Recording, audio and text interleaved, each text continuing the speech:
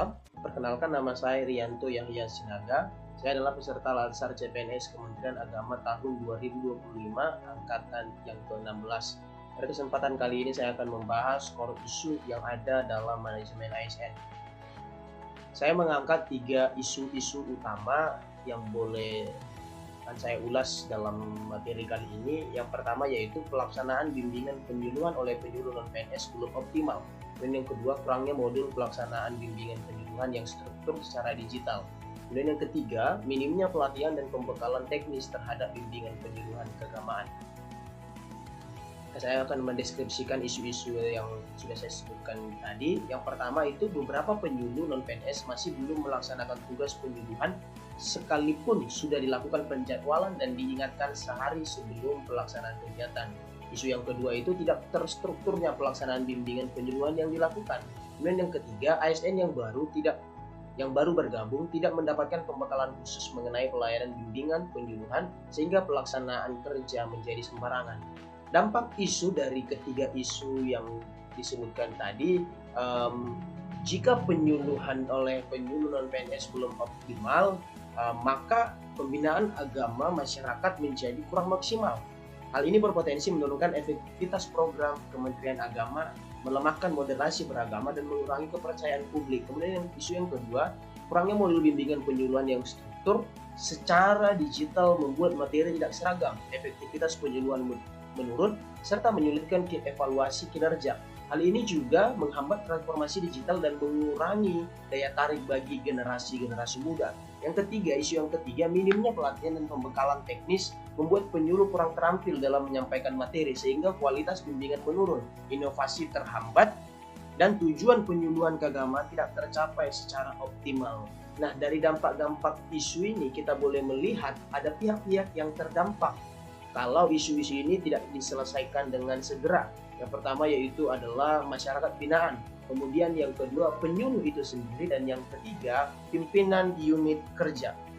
Nah, jika dikaitkan dengan manajemen ASN, maka isu-isu tadi berkaitan dengan 2 hal yang ada di dalam mata pelajaran manajemen ASN. Yang pertama itu yaitu sikap disiplin, berhubungan dengan pasal 86 Undang-Undang ASN tentang disiplin, karena masih ada penyuluh yang tidak melaksanakan tugas dengan jadwal yang sudah diberikan. Kemudian yang kedua yaitu tentang penilaian kinerja yang berhubungan dengan target capaian, hasil, dan manfaat yang dicapai. Jika pelayanan bimbingan penyuluhan tidak terlaksana dengan baik dan terstruktur, maka akan menyebabkan kesulitan dalam melakukan penilaian kinerja PNS. Nah, dalam menganalisis data ketiga isu tadi, saya menggunakan teknik analisis USG dan saya sudah mendapatkan core isu dari ketiga permasalahan itu, yaitu kurangnya modul pelaksanaan bimbingan penyuluhan yang terstruktur secara digital.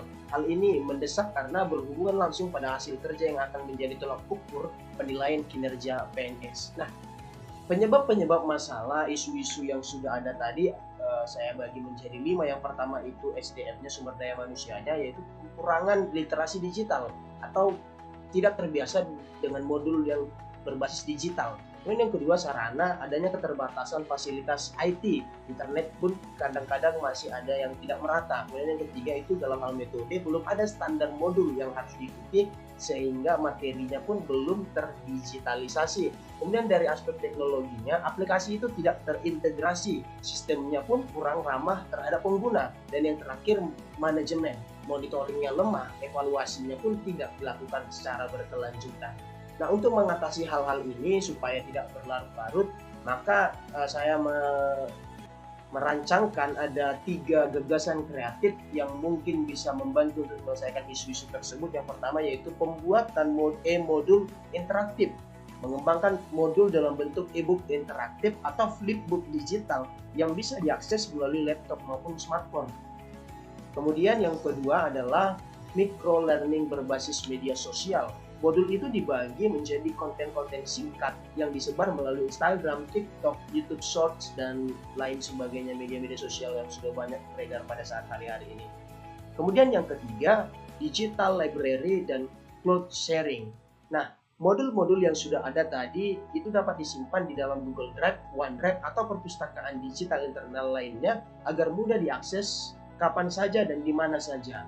Dan juga kalau bisa di sana dilengkapi dengan template modul standar sehingga penyuluh lain bisa mengembangkan materi sesuai dengan kebutuhannya.